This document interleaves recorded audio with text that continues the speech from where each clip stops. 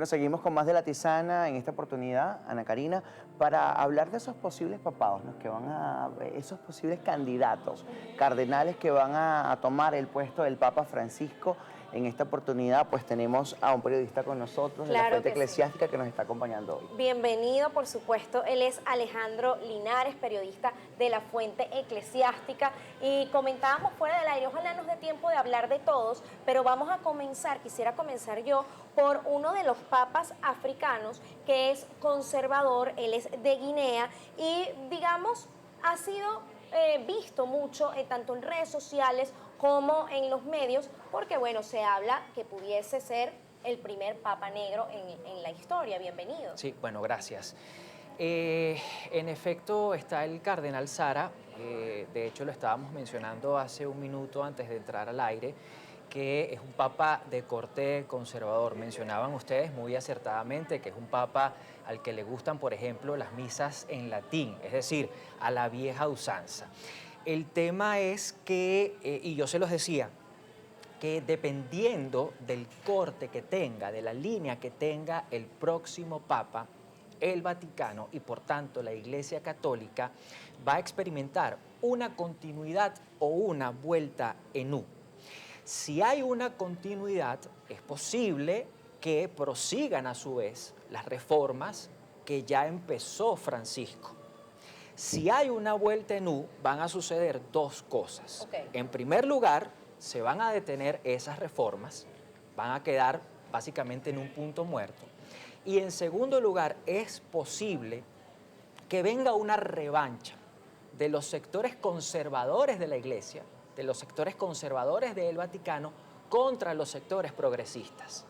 Y es allí donde podría presentarse un problema. Yo creo que si sale electo este papa particularmente, que es tan conservador, no sé si me equivoque, pero siento que se alejaría mucho de los jóvenes, de las personas que son un poco más abiertas de mente y que no sé si sería un retraso, pero sí siento que estancaría a la Iglesia Católica y no sé si eso es lo que están buscando ahora, un papa conservador.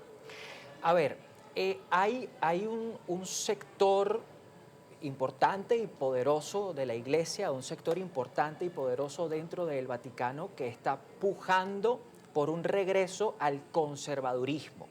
En ese sentido, el Vaticano no escapa de la realidad mundial, de la realidad global. Nosotros vemos que en otras latitudes, en Europa, incluso en América, se está dando un movimiento que puja por ir hacia lo conservador.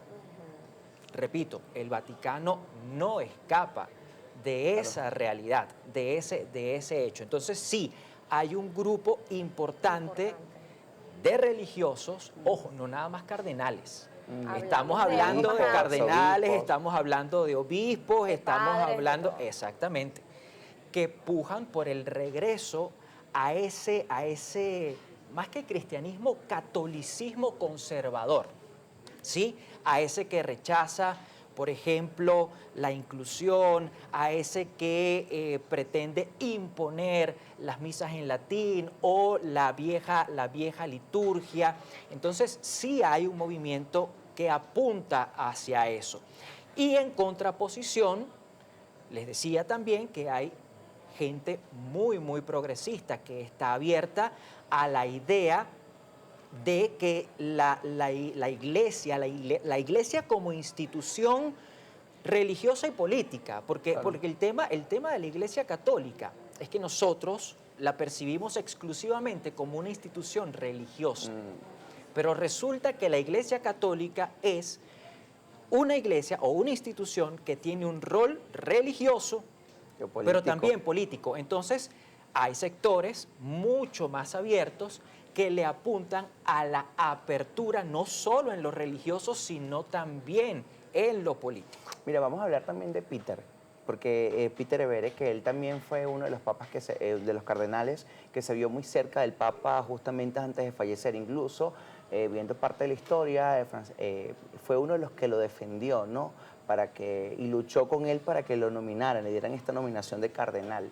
Se dice que él pudiese ser uno de los que pudiese estar asumiendo en este caso el puesto del sumo pontífice. ¿Qué tan cierto puede ser? Porque sabemos que él también maneja una línea no conservadora, algo más de inclusión, Bueno, y es más sobre todo joven por el país también. que viene y es mucho más joven también. Claro, lo que a mí me hace dudar un poco de la posible elección de ese papa es precisamente su juventud. ¿Y por qué? Pues tiene 62 años ahora. Claro, ¿por qué? Porque en el Vaticano la tradición es la de intercalar papados largos con papados cortos. Nosotros tuvimos en el papado de Joseph Ratzinger, Benedicto XVI, un papado corto. Posteriormente vino Jorge Mario Bergoglio, Francisco, fueron 12 años de papado, un papado largo. Si esa línea de intercalar papados largos con papados interesante. cortos se mantiene, el próximo papa debería ser uno que tenga 80, 80 y tantos años, ¿de acuerdo? Para que sea el La misma líder, línea. el titular de un papado corto. Entonces, la edad es lo que me hace a mí dudar de ese Ok, cardenal. entonces hablemos de Pietro Parolin, que tiene 70 años, es uno de Correcto. los que más suena como favoritos, sobre todo por los contactos, el tema geopolítico, obviamente también la relación con la iglesia. Entonces, él, bueno, ciertamente sería todavía un poco joven. Sabemos que quienes van a participar en el cónclave, los cardenales son menores de 80 años, entonces probablemente no haya alguien mayor de 80 años, pero sí pudiese estar entre los 70, 78, 79. Claro, el tema es que no pueden votar, No pueden votar. votar los que tienen más de 80 años. Sí, tienen que ser ¿ok? menos de 70. Pero, de 80. o sea, si se Pero sí presentan, es posible. pudiesen estar en el cónclave y su Solo palabra, escuchar, su palabra pudiese ser escuchada. Ok. ¿No? El tema es Votar. el derecho a voto. Esa es la aclaratoria que hay que hacer. Ahora, mencionas a Pietro Parolin, al cardenal Parolin. Ciertamente es uno de los tres que está en el podio. Sí, en este momento, y yo me voy a permitir acá Por leer supuesto, mi claro. apunte, el podio está conformado por Pietro Parolin, Luis Antonio Tagle, estaban hablando del cardenal Tagle hace poco, y Matteo Zuppi. Esos son los tres que ocupan el primero, segundo y tercer lugar como mejores favoritos.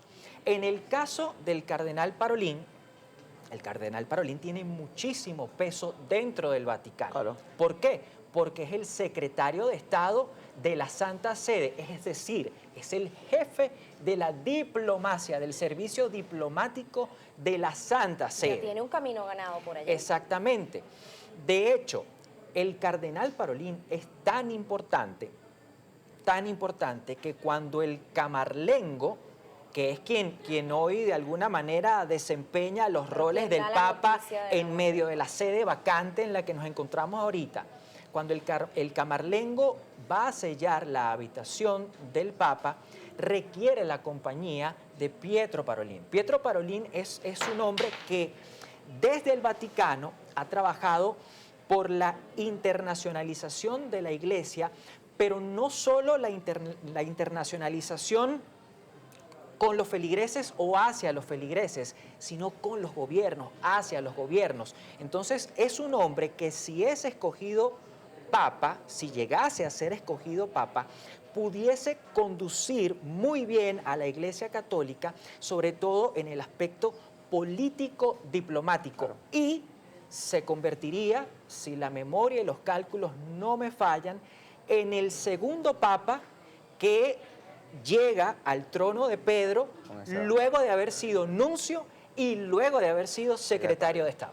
Fíjate que eso es interesante, Alejandro, y creo que es un tema que, bueno, merita dos bloques, ya el tiempo en televisión pues se acorta tanto, pero viéndolo desde el análisis, yo creo que también el Papa Francisco, bueno, como se dice, puede tener mucha influencia luego, después de su muerte, porque, bueno, sabemos que mencionó un cardenal hace poco de 58 años, entonces seguramente él quería irse también por esa línea, a lo mejor de ver otra cosa que quizá estos cardenales bueno, Porque con la edad que siguieron su tiene, línea. exacto, tiene una edad conservadora, a lo mejor de ver otra, no sé, otra atmósfera de la iglesia, algo más allá Otra cara. que no sea lo conservador, ¿no? Como tal. Pero bueno, el tiempo en televisión apremia, Alejandro. Gracias por acompañarnos en la mañana de hoy. Me gustaría que por favor dejaras tus redes sociales por si compartes Claro. algún tipo de información de esto y la gente también puede empaparse. Sí, información de esta e información internacional de todo tipo también. @ALX Linares, con ese al final, ahí estamos a la orden para todos ustedes. Bueno, gracias por conversar un poco sobre estos posibles, ¿no? O estos candidatos que aspiran algunos a ser papas, otros que definitivamente no les pasa por la cabeza hacerlo. Este cónclave puede traer sorpresas, lo estaremos abordando, por supuesto, acá en La Tisana, ya venimos.